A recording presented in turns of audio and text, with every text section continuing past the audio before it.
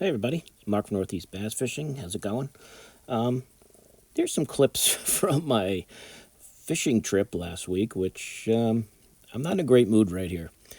I I got up early. It was last week. It was one of those 90-degree days we had, and I thought I was all prepared and I was ready to go. And I get to the lake, and five of the rods that I had in my boat are gone. I had five rods still in my rod locker. I didn't know if I left them in the garage by mistake or what happened, if they fell out of my boat somehow. So I get to the lake and I'm texting my wife back and forth, and so I figure I'll just fish around the lake one time. Hopefully, I'll hear from her and things will be okay, but the rods were lost. I must have left them on the deck of the boat up high, and they must have bounced off as I was leaving. So I just had my frog rod. I had a fluke rod, so I caught a pickerel there on the fluke. There, I'm just throwing a frogfish, and the whole time my mind is really, really not in it. And I'm trying to make the best of a bad situation. I'm hoping that somehow I screwed up and left them somewhere in the basement of the garage, even though I know I didn't.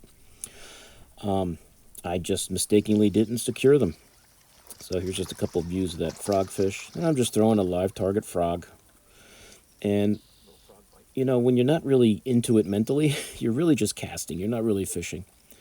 And so I'm thinking I should leave, backtrack my trip. It was about an 18-mile ride from my house to this lake. And I was hoping I'd find my rods. So my chatterbait rod, my spinnerbait rod, two football head jig rods, and my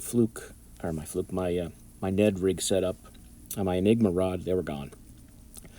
And that's it. So I went around the lake one time, not really into it, and I caught, you saw the pickerel on the fluke, I caught that frogfish, and then I caught this fish on the jig, and nothing huge. I saw a lot of fish cruising. I think it was all post-spawn. And I'm sure I could have maybe figured something out if I put some more time into it. But, when your head's not in it, you're worried about something or wondering where possibly those rods could be, you're kind of just casting. So there's just another view of that fish. And the fish were definitely in a post-spawn mood. I did see a few beds, nothing on them. Maybe some bluegills would moved in.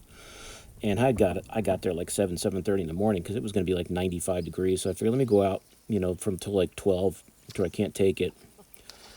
And then I'll head home. But I wound up fishing for like 2 hours, 2.5 hours, and I bagged it. This was the last fish I caught that day. And I just went down the lake, didn't catch anything else, and said, I'm going home. I'm going to just drive along the road, see if I see anything, hope I get real lucky.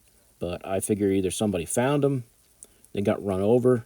So if you were driving last Thursday through anywhere from on Route 9 in Keene, New Hampshire, and you found five fishing rods, they're mine. The Ardents and the Abu Garcias I had there, they're mine. So if you find them, let me know, okay? So that's it. So that's all I have as far as footage, and I'll kind of show you guys what happened. I'll see you later. Mark out. Hey everybody, Mark from Northeast Bass Fishing. How you doing? So I guess I must have left my rods right here. Like, this is my rod locker, and I must have just left them on the top. I probably didn't strap them down. Usually I sit them on the bottom here. Obviously I didn't do it because they were gone. They must have rolled out.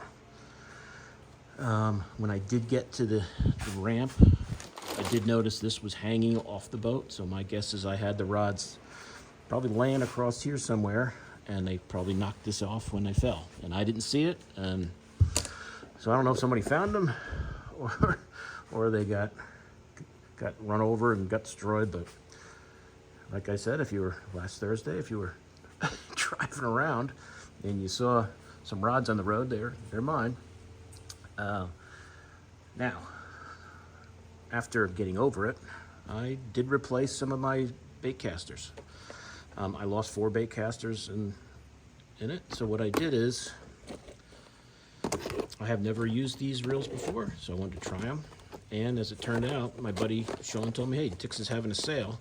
And they had these carbon fire speed spools on sale. half price, 50% off. So I got two. I got a righty and I got a lefty to try them out.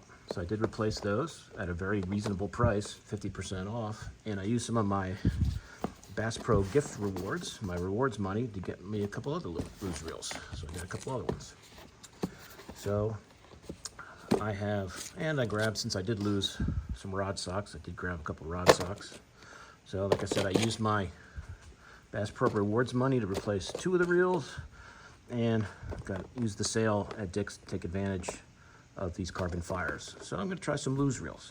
I did lose some of my Ardent reels and one of my Shimano's, which stinks, but you know, all he can do is replace your stuff. And luckily I have, you know, I have a lot of rods, I have a lot of reels, so I, you know, it wasn't like I was going to go without, but I did replace what I lost as far as bait casters went.